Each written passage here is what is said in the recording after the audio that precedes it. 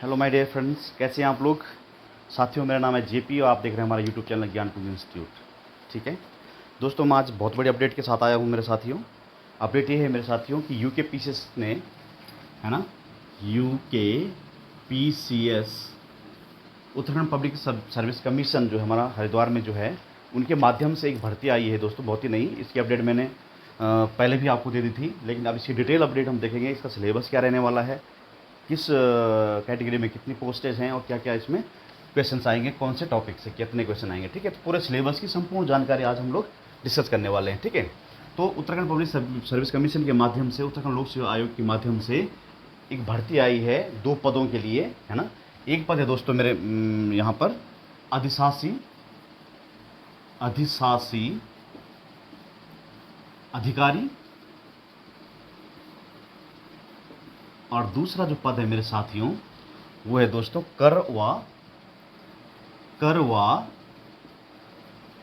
राजस्व निरीक्षक। कर व राजस्व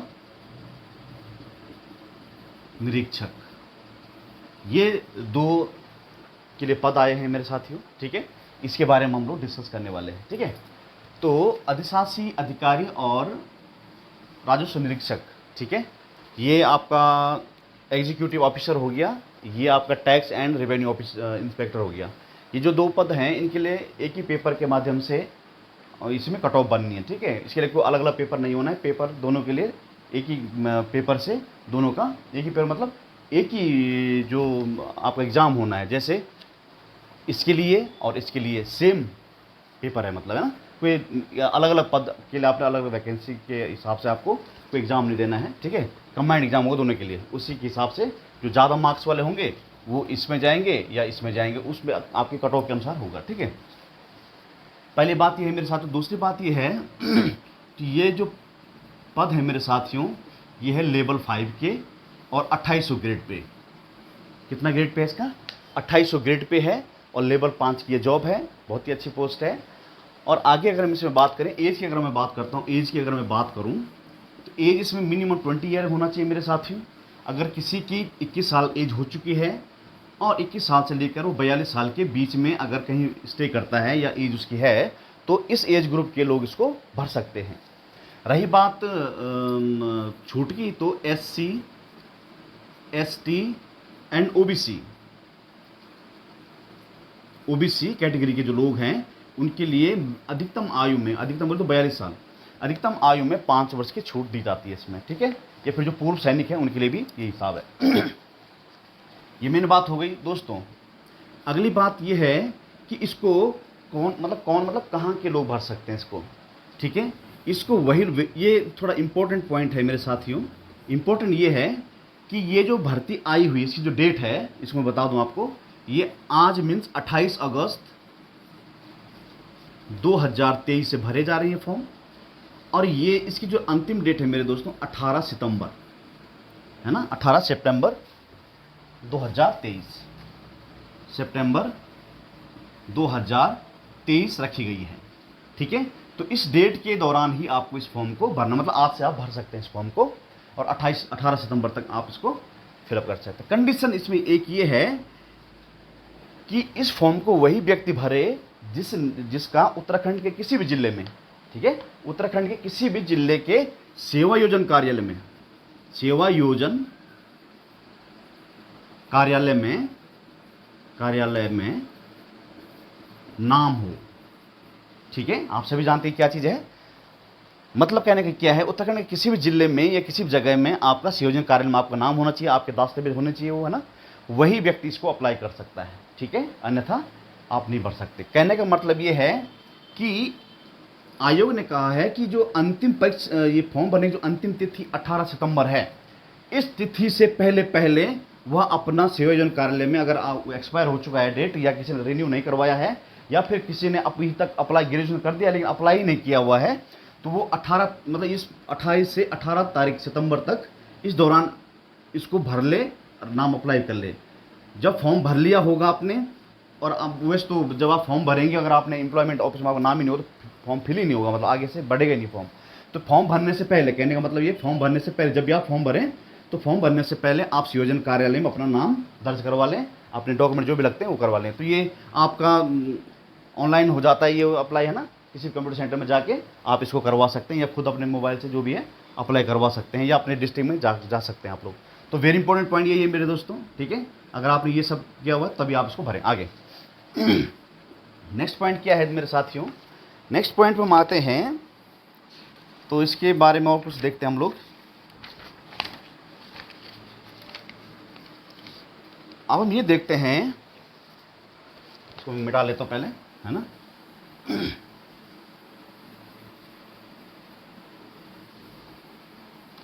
तो ये लेवल 5 की जॉब है मेरे साथियों, ठीक है। लेवल 5, इसमें क्वालिफिकेशन क्या है, ठीक है। शैक्षिक अर्हता क्या है इन दोनों पदों के लिए, शैक्षिक अर्हता,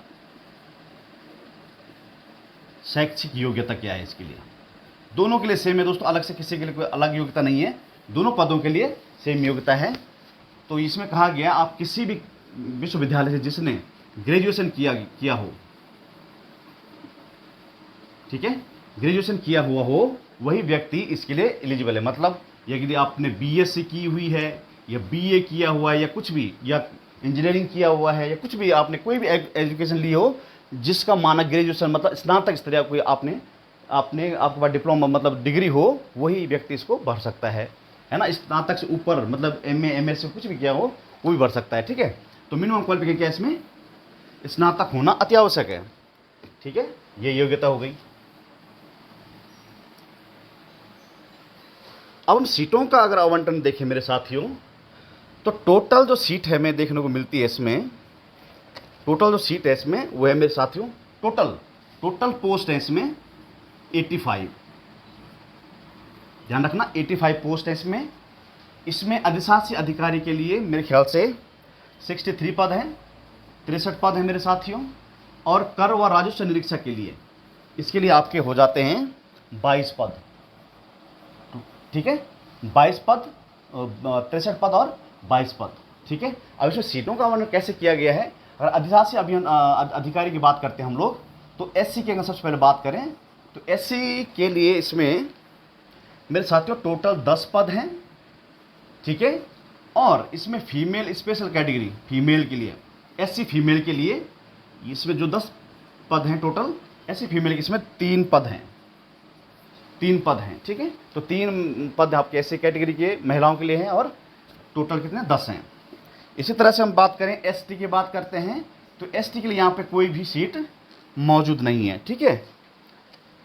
अगर हम ओबीसी की बात करते हैं मेरे साथियों, ओबीसी की कैटेगरी की बात करते हैं, तो ओबीसी के लिए टोटल सीटें हैं यहाँ पे 8, ठीक है, 8 सीटें हैं। अगर हम ओबीसी फीमेल की बात करते हैं, अगर ओबीसी फीमेल की बात करें मेरे साथियों, तो ओबीसी फीमेल के लिए यहाँ पर 2 सीटें रिजर्व रखी गई हैं, ठीक है, 2 पद इसमें रिजर्व रखे गए हैं, ठीक है। अगला बात करें, ठीक है, ईडब्ल्यूएस की बात करते हैं, अगर हम ईडब्ल्यूएस की बात करते हैं, इकोनॉमिकल वीक सेक्शन वालों की बात करते हैं, तो टोटल इसके 6 पद हैं। और फीमेल कैटेगरी की हम बात करें, तो फीमेल के लिए इसमें 1 पद रिजर्व रखा गया है, ठीक है। अब करते हैं हम जनरल कैटेगरी की बात, ओपन कैटेगरी जनरल कैटेगरी की बात करें, तो इसमें 39 टोटल पद हैं, ठीक है। और इसी अनारक्षित में फीमेल कैटेगरी में महिलाओं के लिए, बहनों के लिए कितना है, 11 पद इसमें रखे गए हैं। और भाइयों के लिए टोटल मतलब 39 में से 11, 29 पद मतलब भाइयों और बहनों दोनों के लिए है, और स्पेशल फीमेल के लिए ये अलग है। तो महिलाओं के लिए डबल अच्छा है यहाँ पे ऑप्शन, आप इसमें भी कंपटीशन कर सकते हैं, इसमें भी कंपटीशन करते हैं, ठीक है। जैसे एससी के लिए आप पूरे 10 सीटों में भी कंपटीशन कर सकते हैं, और स्पेशल 3 सीटें अलग जो रखी गई इनमें भी आप कर सकते हैं टोटल। तो अगर हम मेल की बात करें मेरे साथियों, तो मेल के लिए यहाँ पे टोटल 7 ही पद हैं, और महिलाओं के लिए बात करें तो महिलाओं टोटल 10 पद हैं। बात समझ में आई आपको, इस तरह यहाँ भी है, इस तरह यहाँ भी है, और यहाँ भी है, ठीक है। तो ये फायदा हो जाता थोड़ा। अब हम अन्य कैटेगरी की अगर हम बात करें,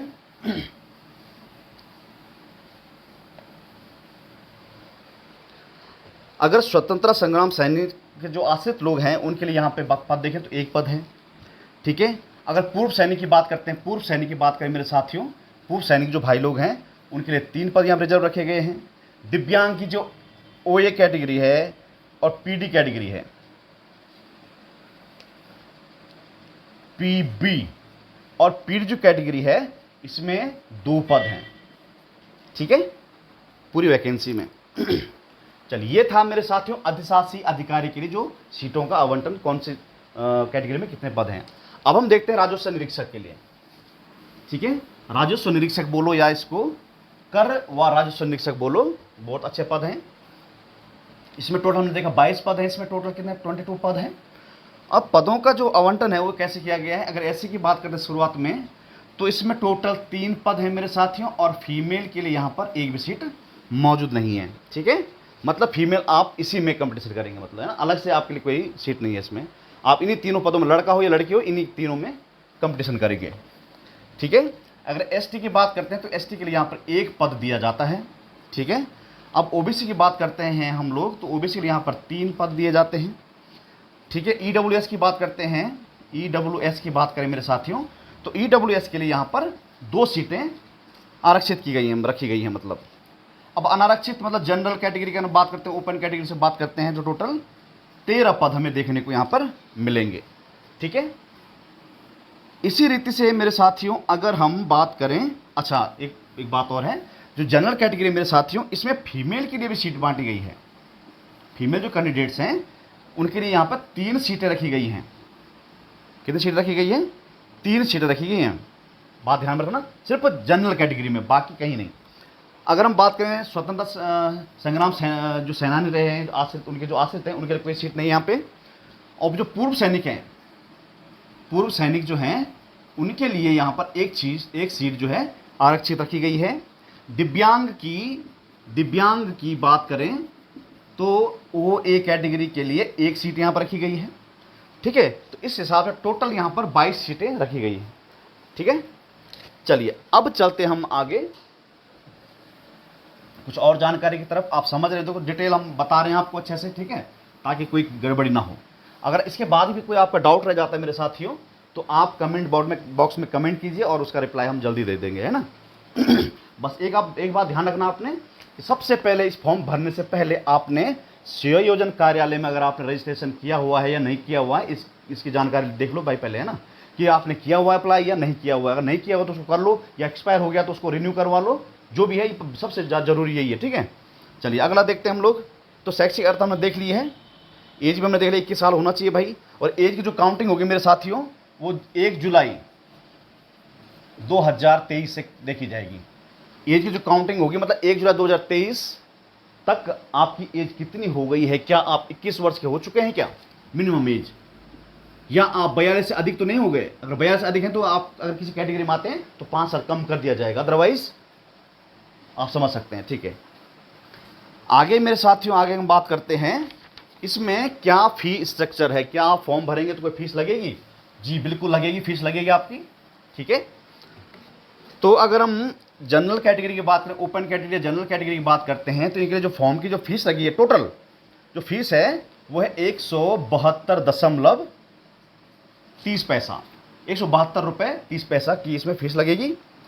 अगर हम ईडब्ल्यूएस की बात करते हैं मेरे साथियों, ईडब्ल्यूएस कैंडिडेट्स जो भी हैं उनके लिए भी 172.30 पैसा है।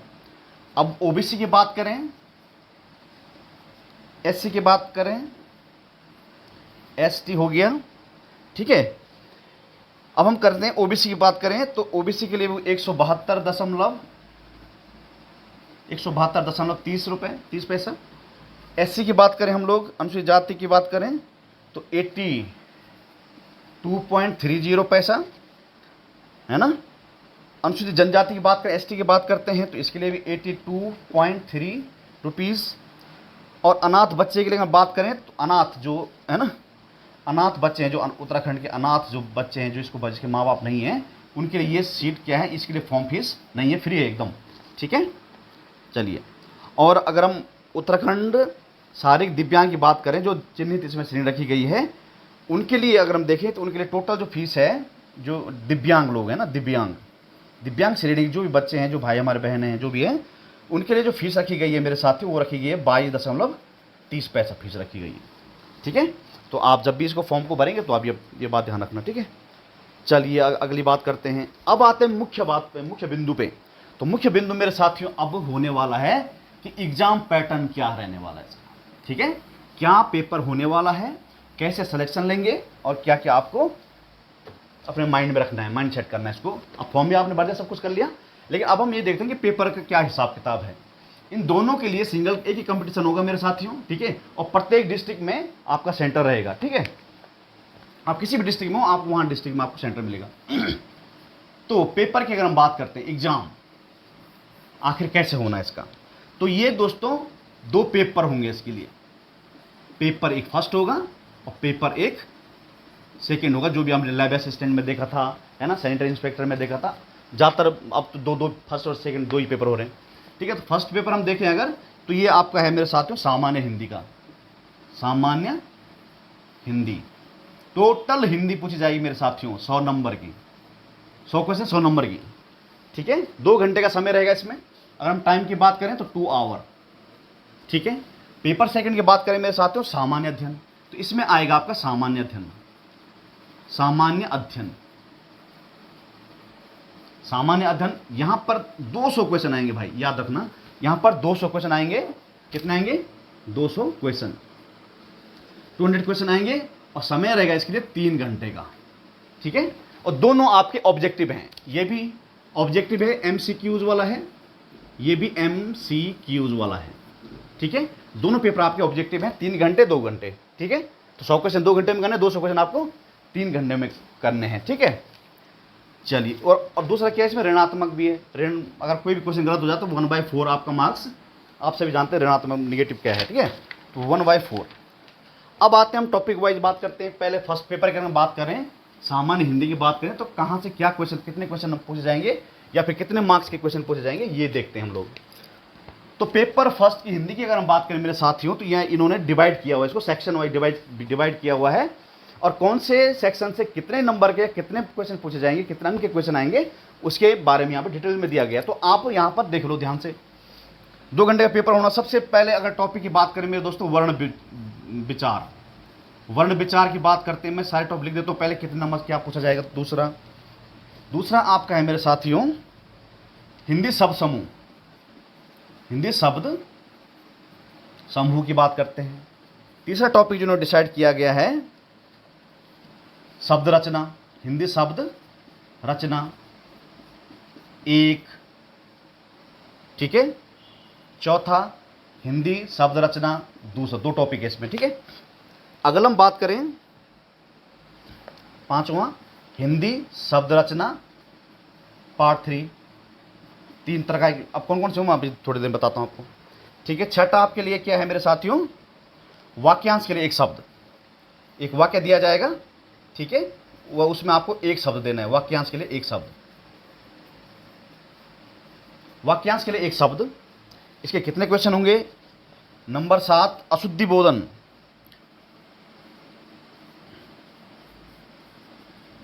अशुद्धि बोधन की अगर हम बात करते हैं, ठीक है, इसमें कितने क्वेश्चन आएंगे? 8 हो गया आपका लोकोक्ति, मुहावरे, मुहावरे ये टॉपिक हो गया आपका। नंबर 9 हो गया आपका विराम चिन्ह, विराम चिन्ह। नंबर 10 हो गया आपका व्याकरण विचार, ठीक है, ये नंबर 10 हो गया आपका व्याकरण विचार, ठीक है। ये टॉपिक हो गए मेरे साथियों आपके इसके लिए, ठीक है। अब हम देखते हैं कि वर्ण विचार के कितने क्वेश्चन पूछे जाएंगे। इसमें दोस्तों 15 नंबर का पूछा जाएगा, ठीक है। ये आपका पूछा जाएगा 15 मार्क्स का, ध्यान रखना इसको, ठीक है। इसी रीति शब्द समूह की बात करते हैं मेरे साथियों, तो ये आपके 10 मार्क्स के पूछे जाएंगे, 10 अंक के होंगे।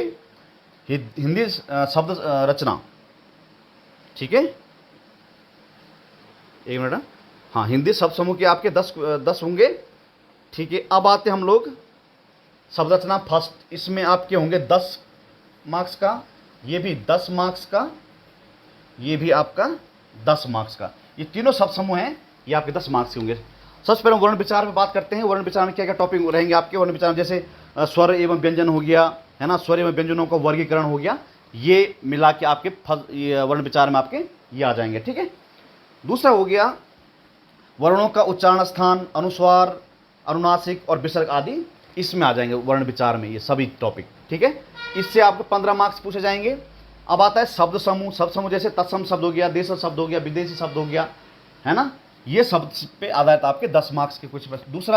दूसरा ये जो शब्द रचना वाला है, इसमें आपको जैसे पर्यायवाची शब्द हो गए, विलोम शब्द हो गए, 10 नंबर। पर्यायवाची और विलोम के 10 नंबर क्वेश्चन भाई याद रखना, ठीक है। या पर्यायवाची उसी में भाई है, विलोम शब्द, पर्यायवाची शब्द, ये दोनों। अगला तीसरा देखो अनेकार्थी शब्द। इसी में सबसे रचना में आपके अनेकार्थी शब्द हो गए, शब्दयुग्म हो गए, श्रुति सम हो गए या भिन्नार्थी शब्द हो गए, ये हो गया। अब वाक्यांश के लिए एक शब्द, वाक्यांश के लिए एक शब्द, इसमें भी 10 क्वेश्चन पूछे जाएंगे मेरे ख्याल से। नहीं, इसके लिए 5 क्वेश्चन है। इसके लिए आपके मेरे साथ में कितने हैं? 5 क्वेश्चन, मतलब 5 नंबर का पूछा जाएगा, ठीक है। अशुद्धि बोधन की बात करते हैं तो अशुद्धि बोधन के लिए यहाँ पे 10 क्वेश्चन पूछे जाएंगे या 10 नंबर के क्वेश्चन पूछे जाएंगे। लोकोक्ति मुहावरे की अगर हम बात करते हैं तो लोकोक्ति मुहावरे आपके आने वाले हैं 10 क्वेश्चन, ठीक है, और एक क्वेश्चन 1 मार्क्स का होगा। अब विराम चिन्ह की अगर हम बात करते हैं तो यहाँ से आपके 5 नंबर पूछा जाएगा मेरे साथियों। विराम चिन्ह पे 5 नंबर और व्याकरण विचार पर आपके फिर से 15 नंबर। अब व्याकरण विचार में क्या हो गया मेरे साथ, जैसे संज्ञा, सर्वनाम, विशेषण, क्रिया, लिंग, वचन, काल, कारक, ये सब आते किस पे? व्याकरण विचार पे। तो ये हो गया आपका पेपर फर्स्ट, जो कि हिंदी का होने वाला, सामान्य हिंदी का। इन टॉपिक्स को आप देख लीजिए कौन सा टॉपिक आपका मजबूत है, कौन सा नहीं है। तो ये एक प्रकार के फर्स्ट पेपर, मतलब प्री मान लो इसको, है ना, ये फर्स्ट पेपर है। इसके बाद आपका मेन पेपर होगा जो कि आपका जीएस से रिलेटेड होगा। तो पेपर तो ये भी मेन ही है, ठीक है। अब हम करते हैं मेरे साथियों पेपर सेकंड की बात। अब हम करेंगे पेपर सेकंड की बात करेंगे हम लोग, जो कि है आपका सामान्य अध्ययन से संबंधित, ठीक है, जो कि आपका है सामान्य अध्ययन से संबंधित। सामान्य अध्ययन से संबंधित है तो यहां पर लिख देते हैं सामान्य अध्ययन। इसमें कौन से टॉपिक से कितने मार्क्स देने वाले हैं इसकी चर्चा करते हैं। देखो इसमें तो बहुत सारे टॉपिक है, जैसे आपका जो करंट अफेयर की बात करें, सबसे पहले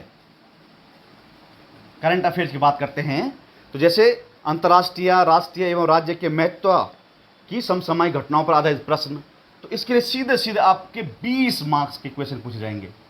बात समझ में आ रही है आपको, ठीक है, 20 क्वेश्चन पूछे जाएंगे मेरे साथियों करंट अफेयर के। ये बात ध्यान रखना, बहुत ही इंपॉर्टेंट है ये टॉपिक। दूसरा हम खेलकूद की बात करते हैं। अगर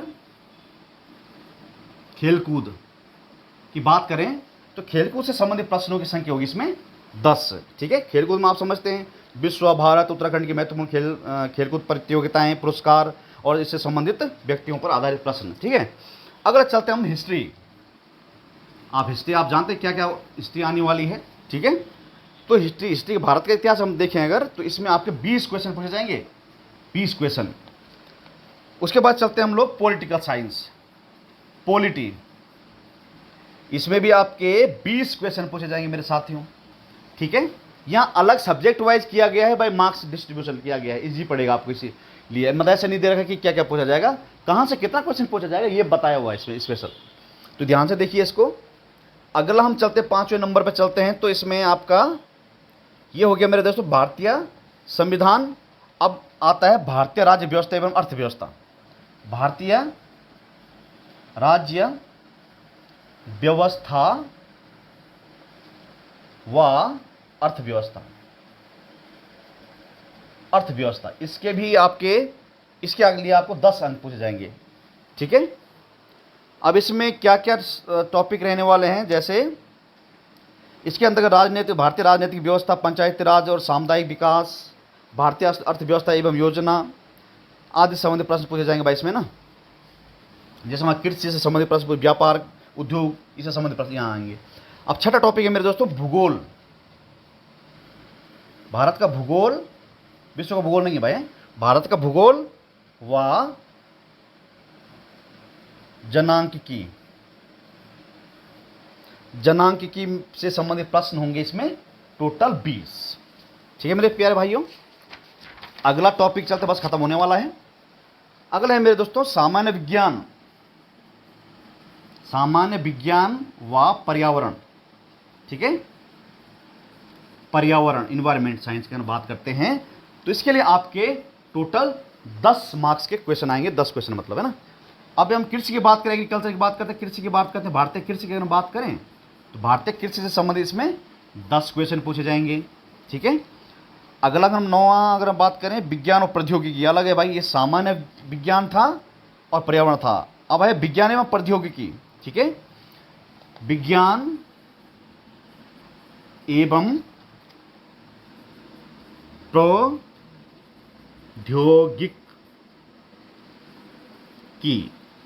इसमें आपके होंगे 10 क्वेश्चन। ठीक है। अगला टॉपिक हम देखें, अगला टॉपिक दोस्तों अब इंपॉर्टेंट है मेरे दोस्तों, यूके की हिस्ट्री, उत्तराखंड की हिस्ट्री, 10 नंबर। ये बात है। अब आए हम उत्तराखंड, सबसे ज्यादा दोस्तों इसमें उत्तराखंड ही पूछी जानी है, 60 नंबर की अकेली उत्तराखंड पूछी जाएगी इसमें। ये बात ध्यान रखना, 10 नंबर उत्तराखंड हिस्ट्री हो गया। 11वां पॉइंट क्या है इसमें, उत्तराखंड की संस्कृति, उत्तराखंड संस्कृति पर आधारित 10 क्वेश्चन, उत्तराखंड की हिस्ट्री पे 10 क्वेश्चन, उत्तराखंड संस्कृति पे 10 क्वेश्चन। 11वां पॉइंट, 12वां पॉइंट हो गया आपका उत्तराखंड का भूगोल। उत्तराखंड की बात चल रही है, उत्तराखंड का भूगोल व जनांकिकी पे आपके 10 क्वेश्चन पूछे जाएंगे। ये बात ध्यान रखना। पॉइंट नंबर 13, उत्तराखंड का आर्थिक, राजनीतिक और प्रशासनिक परिवेश की अगर हम बात करते हैं तो इसमें आपके होंगे टोटल, इसको हम लिखना जरूरी नहीं है, 20 क्वेश्चन इसमें पूछे जाएंगे। उत्तराखंड का आर्थिक, राजनीतिक और प्रशासनिक परिवेश की अगर बात करते हैं तो 20 क्वेश्चन पूछे जाएंगे इसमें। अगला पॉइंट है आपका 14, उत्तराखंड के आर्थिक व प्राकृतिक संसाधनों की बात करते हैं अगर हम लोग, तो इसमें मेरे साथियों आपको 10 क्वेश्चन पूछे जाएंगे। ठीक है। और अंतिम एक टॉपिक बच जाता हमारा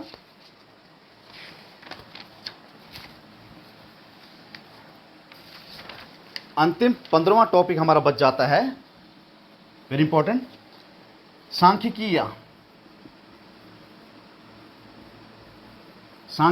या विश्लेषण, सांख्यिकी विश्लेषण, आरेख हो गए मेरे साथियों, और रेखा चित्र पूछे जाएंगे सांख्यिकी से। इसके रेखा चित्र की बात करते हैं हम लोग, तो इसके लिए आपको 10 क्वेश्चन पूछे जाएंगे। ये है टोटल उत्तराखंड से लेके हिस्ट्री, पॉलिटिकल, ज्योग्राफी और कहां से कितने क्वेश्चन पूछे जाएंगे, ये पूरा ब्यौरा हमने देखा। तो सबसे इंपॉर्टेंट देखो, उत्तराखंड की अगर बात करते हैं तो देखो 10 क्वेश्चन ये हो गए, 10, 20, 30 और 20, 50 और 10, 60। तो उत्तराखंड की हम टोटल बात करें, यूके की अगर बात करें मेरे साथियों, तो टोटल 60 मार्क्स का अकेला उत्तराखंड, सबसे इंपॉर्टेंट पॉइंट है ना, सबसे महत्वपूर्ण अध्याय। इसके बाद आप हिस्ट्री को देख लीजिए, 20 नंबर का है, पॉलिटिकल को देख लीजिए 20 नंबर का है, भूगोल को देख लीजिए 20 नंबर का जो मेन सब्जेक्ट है, तो 20 20 60 नंबर ये हो गए, हिस्ट्री, पॉलिटिकल और ज्योग्राफी 3 सब्जेक्ट। ठीक है। अब बाकी आप इनमें से आप किसी भी टॉपिक में अगर आप, सबसे इंपॉर्टेंट करंट अफेयर भी है, तो करंट अफेयर तो थोड़ा कभी कभी टफ भी पड़ जाता है, कभी कभी ईजी पड़ जाता है, आप देख लो भाई, है ना, अपने हिसाब से। लेकिन अगर हम इनको देखें तो ये टोटल 120 मार्क्स का आपके ये 3 टॉपिक हैं, हिस्ट्री, पॉलिटिकल, ज्योग्राफी, ये तीनों मिला के, भूगोल, राजनीति विज्ञान और ये हिस्ट्री, तो 60 नंबर की ये है उत्तराखंड, 60 120 नंबर का ये है, और प्लस 20 नंबर ये भी जोड़ दिया जाए तो 140 मार्क्स का आपने यहाँ पे। तो आप जो आपके हिसाब से लगता है आपको कि मुझे मैं ये कर सकता हूँ, तो उन्हीं टॉपिक्स को पढ़ने, सब संपूर्ण सिलेबस को पढ़ने की बिल्कुल भी कोशिश ना करें कि मैं पूरा सिलेबस ही पढ़ दूंगा। ठीक है। अगर आपके पास पर्याप्त समय है या आप अगर कर सकते हैं तो अच्छी बात है, लेकिन कभी कभी ये होता है मेरे साथ, पूरे सिलेबस को पढ़ने के चक्कर में पुराना पढ़ा हुआ हम भूल जाते हैं, और जो नया हम पढ़ते हैं वही हमें याद रहता है, और हम फिर जब एग्ज़ाम में जाते हैं तो हम भौंचक्के हो जाते हैं कि भाई ये पढ़ा तो था, आ नहीं रहा। तो इसलिए आप सेलेक्ट कर लें इनमें से कोई भी एक टॉपिक, जो भी एक मतलब इनमें से कोई भी सेलेक्ट कर लीजिए कि मुझे कौन कौन से टॉपिक पर पकड़ बनानी है। तो देखो भाई, उत्तराखंड तो छोड़ना नहीं है, ये छूट ही नहीं सकता। बाकी अब हिस्ट्री, पॉलिटिकल, ज्योग्राफी इनको भी मत छोड़ो।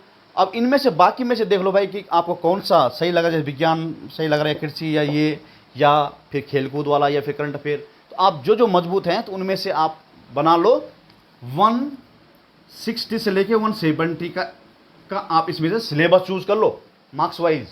बस इतना ही सिलेबस पढ़ना आपने, अगर आपको इस परीक्षा में उत्तीर्ण होना है ना। अगर आप सब भी पढ़ लेते तो ठीक है, अगर कर सकते हैं, लेकिन देखो भाई, पढ़ तो सभी रहे हैं ना, हमें लेबर काम नहीं करना है, हमें क्या बनना है, इंसान तो हम ही, हमें क्या करना है, सेलेक्टिव टॉपिक पढ़ने भाई, स्मार्ट स्टडी करनी है, स्मार्ट स्टडी करेंगे जब, तब जाके सिलेक्शन पाना। आप लोग पीएचडी नहीं करनी पूरे टॉपिक पे, ठीक है, आपको उतना ही पढ़ना है जितना आपके लिए पर्याप्त हो। तो पर्याप्त आपके लिए 160 170 है, इतना पर्याप्त है। अगर आप 170 पढ़ते हैं तो अगर 20 नंबर नेगेटिव हो जाते तो 20 का मतलब कितना होगा, 4 नंबर गलत हो गया। 170 आपने अटेम्प्ट किए टोटल, आपने सिलेबस तैयार किया हुआ है, और उसमें से आपके क्या हो, 20 क्वेश्चन आपके गलत हो गए। तो जब एक क्वेश्चन आपको एक बार 4 का कटेगा तो 4 5, तो 5 मार्क्स आपके यहाँ पे नेगेटिव हो गए। 170 में 5 नेगेटिव हो गए, 170 में ये कितना हो जाए 150 माइनस 5 तो 145। 100% सिलेक्शन मेरे दोस्तों, 100% सिलेक्शन हो जाएगा।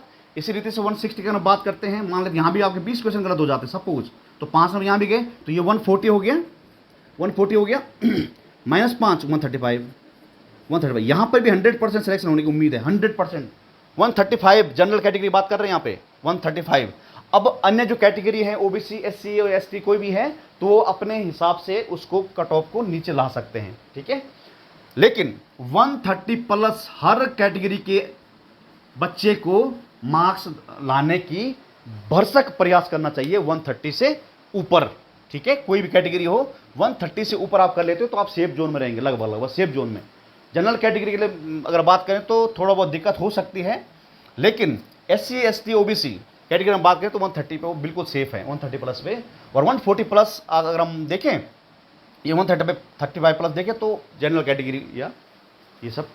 तो ये था दोस्तों आज का हमारा विचार, जो हमारा ये देखा हुआ। तो ध्यान रखिए, आज 28 तारीख से शुरू हो गया फॉर्म भरना और 18 सितंबर तक इसका जाएगा। इससे पहले आपको सेवायोजन कार्यालय का आपका पंजीकरण देख लेना है कि एक्सपायर तो नहीं हुआ है, ये सब चीज़ें, ठीक है। सभी को all the best, good luck. अगर आपने हमारा चैनल सब्सक्राइब नहीं किया हुआ है तो कृपया सब्सक्राइब कर लीजिए। इन सभी परीक्षाओं से संबंधित हम यदा कदा वीडियो अपलोड करते रहते हैं अपने यूट्यूब के माध्यम से। अगर आप उनका भी फायदा उठाना चाहें तो प्लीज़ सब्सक्राइब कीजिए। और इससे संबंधित या किसी भर्ती से संबंधित आपको कोई भी डाउट है या बुक लिस्ट के बारे में आपको जानकारी चाहिए तो आप कमेंट बॉक्स में कमेंट कर सकते हैं। धन्यवाद।